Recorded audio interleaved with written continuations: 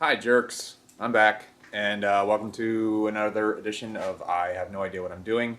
I know I haven't been really doing that intro the last 15 episodes, but you know what it is. I mean, this is I have no idea what I'm doing.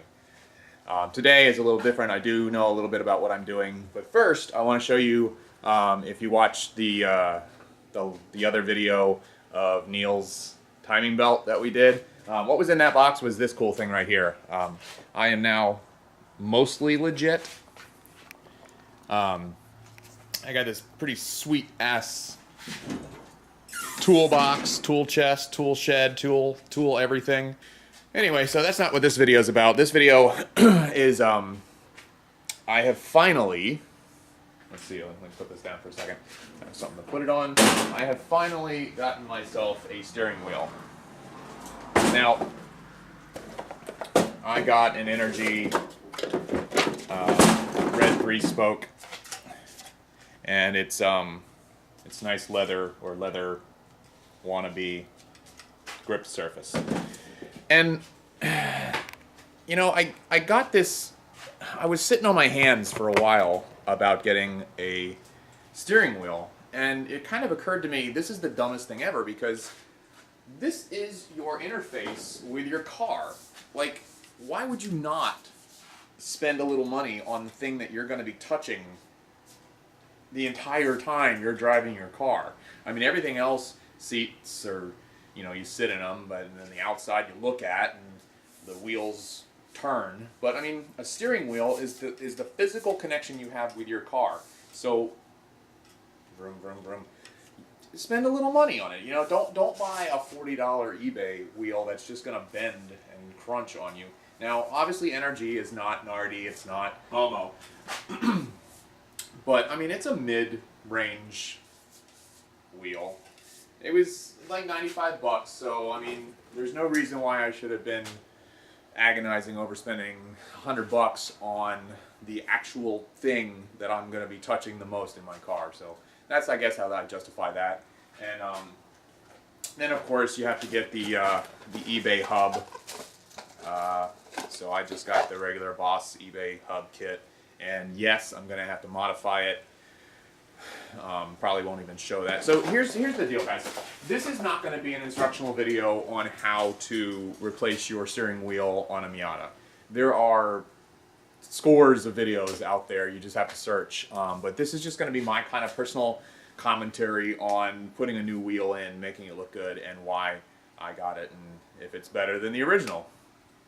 So one of the reasons why I'm replacing this is that my steering wheel is getting a little shitty. Right up in here, it's all kind of worn, and it just doesn't feel good. And I noticed this most when I was driving my 2016, and I was like physically kind of paying attention to the feel of the steering wheel, and it's so nice on the 2016. I mean, it's like nice, soft, buttery leather. And I was holding it thinking, shit, this is what my 90 is missing. This is the driving experience that I'm not having in the 90. So I went for it. Now the leather is not as nice, and I don't even know if it's real leather on this NRG wheel, but it definitely feels nicer than the feeling of that steering wheel. So we're gonna get started. First, we have to take the old wheel off, and we got to do a bunch of shit. So I'm just gonna do a very rapid, quick succession of how to take it off and put it on, and then my impressions of how it felt. Okay. First things first. Unhook your battery terminal because we're dealing with the airbag, and you want to disconnect the battery so it doesn't accidentally go off. The next thing you want to do is make sure that the wheel is straight. So you're going to basically turn your car to the on position and just sort of even out the wheels. You can check it by looking at the front wheels to make sure they're straight. Then you're going to take out these four, you're going to take out the airbags. There's four 10 millimeter bolts on the back of the 1, 2, 3, 4 on either side. This just pulls straight out. It is connected by a connector here, and it's also, there's a string right here that holds it in place. You can just remove that string there. airbag out. Recenter your steering wheel to make sure everything is good. So this is a 21mm bolt or nut. You're just gonna manhandle this like that. Before you take the nut completely off, you want to wiggle your wheel back and forth, and it will pop off. Then you can take the nut completely off, take the wheel completely off. Done. All right. So something else that I want to do today is I want to get behind my gauge cluster here, because if I don't hook up the airbag to something, my airbag light here is just going to continually blink the entire time that I own this car, and I don't want that. So to do that, there are four Phillips heads under this thing, and this needs to be taken apart. So let me do that. Oh, I remember when I remember Star Wars. So these kind of just fall apart like that now. This bottom part comes off. Okay. All right, next is the hood, and there are two screws that hold it in from the bottom, and then the gauge cluster comes off, and you want to pull it straight back toward you. So I'm hoping that I don't break it again. And then it's kind of an origami to try and get that to come out. All right, once that's done, there are 3 clips back here to remove. That's 1. That's 2. And to make it easier, I'm going to remove these 4 screws that hold the gauge cluster in.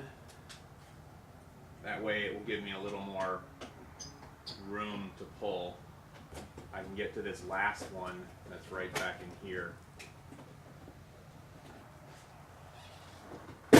There. There is a tab to remove it, but a swift little pull will do it. Last time when I did this, I did put some electrical tape over this bulb, but that didn't work out so good. So this time what I'm going to do is I'm using some black nail polish, just like the girls do on their videos. You can't just pull the light out of this thing, because if it doesn't get a signal, it'll send a message to something, and then you'll just have a buzzer buzz the entire time. So that's how that is. This is more of a purple. I wonder if that means my light will be purple. And then I'm going to put on probably 2 more coats just to make sure that it's nice and covered. And then I'll come back when I'm installing something else. All right, so let me explain something super real quick. Once you take off your wheel, you've got this little dongle thing hanging here. Don't worry about that just yet. Now your hub that you get super eBay, it comes all put together. You can take off this top part, that's just a sheath, and then you're like, oh, I can't, this thing's in the way. Well, this just comes right off. That's like just a connector for your, it's for horns, whatever. Okay, and then you're gonna decide, or you got these, the turn signal thing. So this arrow has to line up with that arrow. Just be sure you're not spinning it around. And then this thing goes on, see these 2 little holes right here? These go on these little tiny posts right here. So you stick that on just like that, there. And it's on. Now, here's where the tricky part comes in. If you get an Nardi wheel, or I don't know, a Momo wheel, maybe these holes will line up. But as you might find out when you get an energy wheel, they do not. The bolt pattern is a little bit different. So the bolt pattern actually goes on like this, okay? Well, that obviously looks like shit. So what we're gonna do is we have to mod this hub to put these holes here, because the bolt pattern, because it's a universal bolt hub, it's got bolt patterns for both types of wheels. So all we need to do is drill these holes here, and then when we put it on, it'll be using these other 6 holes, which are the correct bolt pattern for the energy wheel. So we might as well go ahead and do that. All right, so we're just going to pick a drill bit that is close to the same hole. Good job. Okay, so I'm going to turn this light on for safety. There is literally nothing safe about this.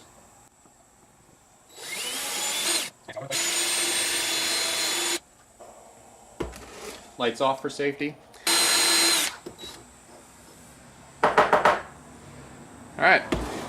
test fit it, see if it works.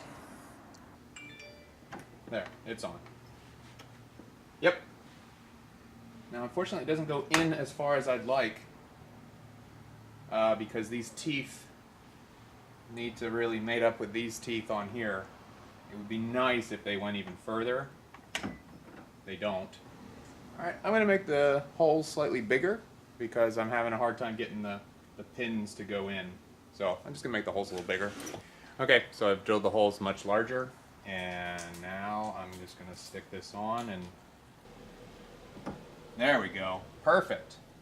Okay, so the painted light bulb is back in, and we're going to put the gauge cluster back in place. Man, this really sucks when you can't see. It's in there. Should not be this hard. There. Alright, and then last but not least, that one back there. I wonder if it'll just, it won't. Oh, the battery's not connected. Let me plug in the battery. Alright. So, if this thing isn't plugged in, it just means I don't have a speedometer. And I'll find out pretty quickly if I do or don't. Maybe? I don't know. Put the 4 screws back in, hold the gauge cluster back in. That doesn't go there, dumbass. I don't know what I was thinking. Just kidding.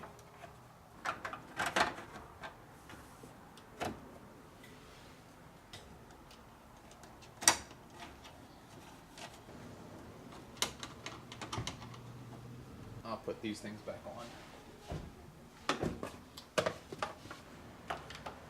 This goes here, this goes here.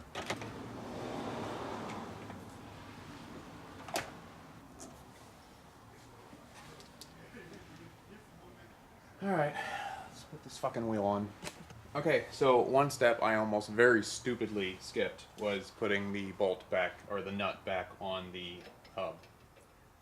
That would have been a very grave error, especially if I would have taken this out on some sort of a test drive and, yoink.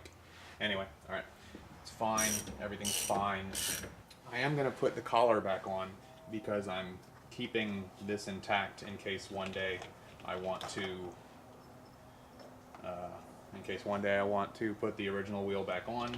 Luckily, there is room for it to sneak inside of that thing. Now, from watching other people, namely Ricer Miata and Haggard Garage, I have been kind of told myself I want to be very, very careful with these hex screws.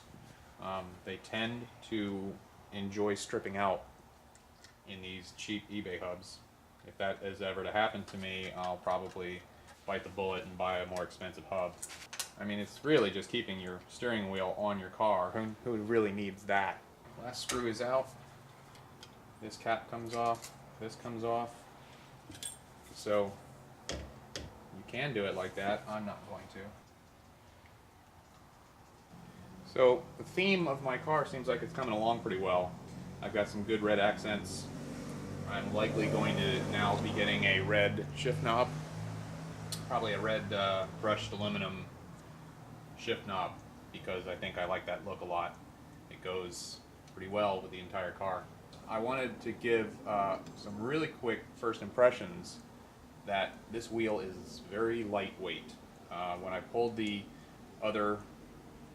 original, the stock wheel out of this, and then put the airbag back into it, I was really amazed at how heavy it is. It's heavy. I would estimate maybe close to 5 pounds, and this wheel and hub combo is probably 2 pounds at the most. Alright, so there we go. We're on. We're good. This wheel sits closer to me, I think. Can't really tell for sure. My line of sight is a little, I can't quite see the very top of the numbers here, but holy smokes, does it feel good. And it feels pretty sturdy. There's a little slop in it, but so that's the video. I have no idea what I'm doing. Last little thing, I do want to give a shout out to, oh yeah, about that. God, I hope I got this right. I think it's Oh Yeah About That. I will put the link to his videos in the description. He also has a 1990 that he's been restoring, and he's doing more of a classic restore. He's not doing really any mods yet. So he's really just trying to take an old 90 and clean it up and make it original. So that's what's going on with me. I will see you next time for another mod. I don't know what I'm doing next. I'm not so sure I'm going to be doing a timing belt change after the fiasco of Neil's. We'll see. See you next time.